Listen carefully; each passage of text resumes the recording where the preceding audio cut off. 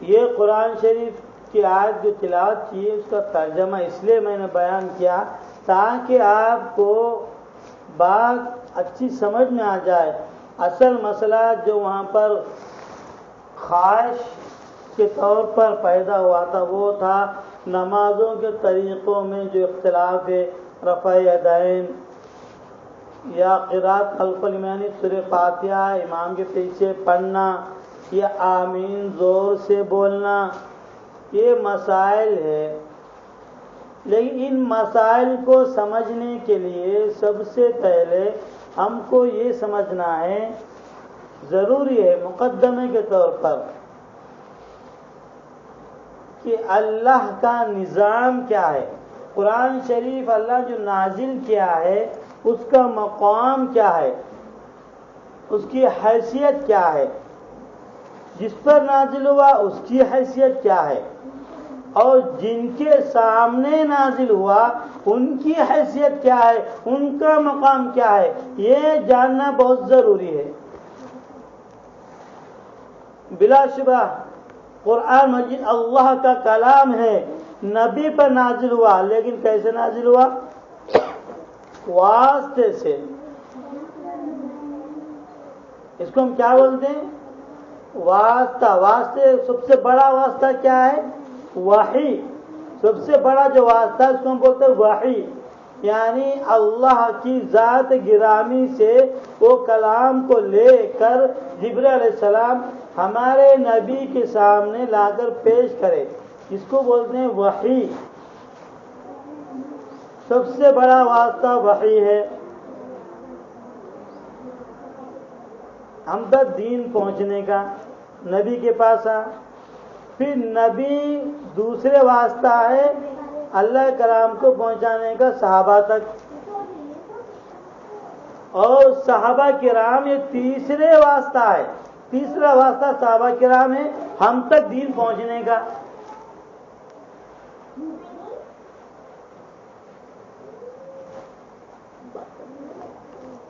تو یہ جو واسطے ہیں ان کا ادب احترام، ان کی اہمیت، ان کی عظمت ہمارے دل میں ہونا ضروری ہے. جبرائیل علیہ السلام جو واسطہ ہے اس کو تو کوئی انکار نہیں کرتا. نبی جو واسطہ ہے اس کا بھی کسی کو بھی انکار کرنے کی گنجائش نہیں. لیکن صحابہ کرام جو سب سے اہم واسطہ، آخری واسطہ ہے، ہم تک اسلام پہنچانے کا بڑا واسطہ ہے، ان کے اوپر لوگ شک شبہ کرنا شروع کر دیے. اگر صحابہ کرام کی عظمت دل میں نہ ہو، ان کی تعظیم دل میں نہ ہو، ان کی وقعت دل میں نہ ہو، ان کا مرتبہ مقام دل میں نہ ہو، ان کی حیثیت ہمارے دل میں نہ ہو، تو پورا دین کا ستیہ ہو جاتا. صحابہ کرام بنیاد ہے دین کے، جو دین ہم تک پہنچایا ہے، اس کو ہمارے دل میں بٹھانا ہے. اب آگے چلیے کہ صحابہ کرام نے ہم تو جو دین پہنچایا ہے اس کے اندر سب سے پہلے قرآن شریف ہے. قرآن شریف میں اللہ پاک ارشاد فرماتے ہیں وَمَن يُشَاقِقِ الرَّسُولَ مِن بَعْدِ مَا تَبَيَّنَ لَهُ الْهُدَى وَيَتَّبِعْ غَيْرَ سَبِيلِ الْمُؤْمِنِينَ نُوَلِّهِ مَا تَوَلَّى وَنُصْلِهِ جَهَنَّمَ وَسَاءَتْ مَصِيرًا. جو کوئی روگردانی کرے، نافرمانی کرے حق کے واضح ہو جانے کے بعد،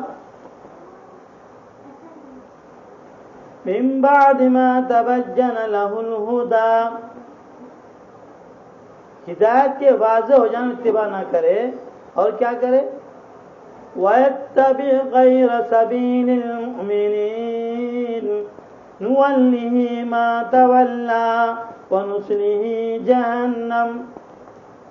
مومنین کے راستے کے علاوہ کے راستے کی اتباع کرے، مسلمانوں کے راستے کو چھوڑ کر. سب سے اولین مؤمنین مسلمین کون ہیں؟ سب سے اول ایمان لانے والسابقون الاولون کون ہے؟ مہاجرین اور انصار صحابہ کرام ہیں. تو صحابہ کرام اول مؤمنین ہیں، اول مسلمین ہیں. تو صحابہ کرام کے راستے کے علاوہ جو چلے گا، اللہ فرما رہے ہیں غیر سبیل المؤمنین نولی، جو مومنین کے راستے کے علاوہ راستہ اختیار کرے گا تو نولی ما تولا، ہم اس کو ادھر ہی پھیر دیتے ہیں جدھر یہ پھرنا چاہ رہا ہے، ہم کو اس کی کوئی پرواہ نہیں. ونصلہ جہنم، اس کے لیے ہم نے جہنم تیار کر رکھی ہے. وساءت مصیرا، وہ بہت برا ٹھکانہ ہے. یہ مقدمہ ہمارے ذہن میں بٹھانے کے بعد اب دیکھیے صحابہ کی مقام ہمارے پاس کیا ہے. یعنی صحابہ کرام جو بھی فیصلہ کرے، متفق طور پر جو بل پاس کریں، اس کو بولتے ہیں اجماع. وہ اس قرآن سے یہ آیت سے ثابت ہے جو میں نے تلاوت کی ہے کہ اول المؤمنین مسلمین مل کر کے جو فیصلہ کر لے، جو طریقہ اختیار کرے، اس کو فالو کرنا، اس پر عمل کرنا واجب ہے. جو نہیں کرے گا، غیر سبیل المؤمنین بنے گا، تو اس کا ٹھکانہ جہنم ہے.